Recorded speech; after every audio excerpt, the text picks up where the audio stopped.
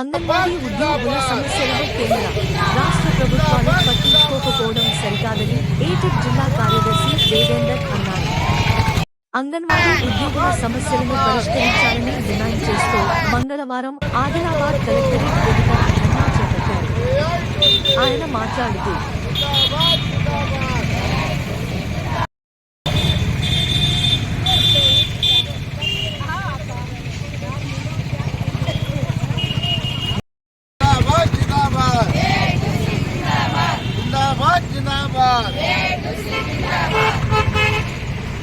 అంగన్వాడీ ఉద్యోగులకు కనీసం 20,000 వేతనం ఇచ్చేంత వరకు అంగన్వాడీ ఉద్యోగులకు కనీసం 20,000 వేతనం ఇచ్చేంత వరకు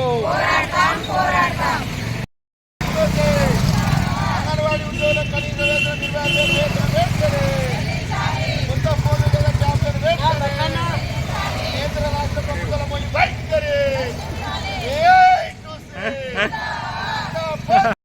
anganwadi teachers and helpers association ఆధ్వర్యంలో అన్ని జిల్లా కార్యాలయాల ముంగట ఇలా నిరసన ధర్నా చేపట్టడం జరుగుతుంది. దీని ముఖ్య ఉద్దేశం అంగన్వాడీ ఉద్యోగులకు గౌరవ వేతనం కాకుండా కనీస వేతనం 20,000 రూపాయలు ఇవ్వాలని చెప్పేసి డిమాండ్ చేస్తూ ఉన్నాం. అలాగే అంగన్వాడీ భవనాలు సొంత భవనాలు కట్టించి ప్రస్తుతం ఉన్నటువంటి అద్దె బిల్లులను గ్యాస్ బిల్లులను చెల్లించాలని డిమాండ్ చేస్తూ ఉన్నాం. అంగన్వాడీ ఉద్యోగులు ప్రజలకు సేవలు అందించడంలో పౌష్టికాహారం అందించడంలో ముఖ్య పాత్ర వహిస్తూ ఇలా ప్రభుత్వ పథకాలను ఏమైనా ప్రజల దగ్గరికి తీసుకుపోవాలంటే అంగన్వాడీ ఉద్యోగులను ఇష్టానుసారంగా ప్రభుత్వాలు వాడుకుంటున్నాయి. కానీ అంగన్వాడీ ఉద్యోగుల సేవలను గుర్తించకుండా ఇవాళ ఖాళీలు ఉన్నటువంటి ఖాళీ అంగన్వాడీ టీచర్లను కానీ ఆయాలను కానీ భర్తీ చేయకుండా అద్దె బిల్లులు చెల్లించకుండా గ్యాస్ బిల్లులు చెల్లించకుండా కనీస వేతనం ఇవ్వకుండా ఇలాంటి వీళ్ళు వర్కర్లే కాదు అన్నట్టు వీళ్ళను చూసి చూడనట్టు కేంద్ర ప్రభుత్వం కానీ రాష్ట్ర ప్రభుత్వం కానీ వ్యవహరిస్తున్నాయి.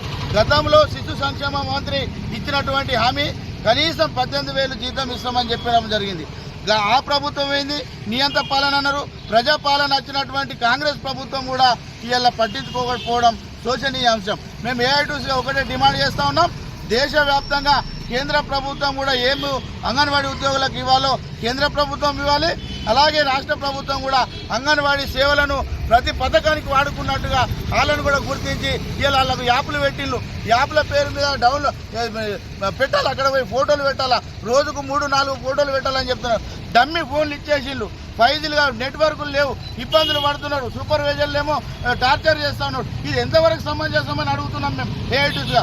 వెంటనే కేంద్ర రాష్ట్ర ప్రభుత్వాలు బుద్ధి తెచ్చుకొని మా అంగన్వాడీ టీచర్లను ఆయాళ్ళు ఏవైతే ఇబ్బందులు పడుతున్నారో ఆ ఇబ్బందులన్నింటిని పరిష్కరించి కనీసం 26,000 వేతనాలు ఇవ్వాలని డిమాండ్ చేస్తూ ఉన్నాం. లేని పక్షంలో ఈ ఉద్యమాలు ఉధృతం చేస్తామని కేంద్ర రాష్ట్ర ప్రభుత్వాలను హెచ్చరిస్తూ ఉన్నాం.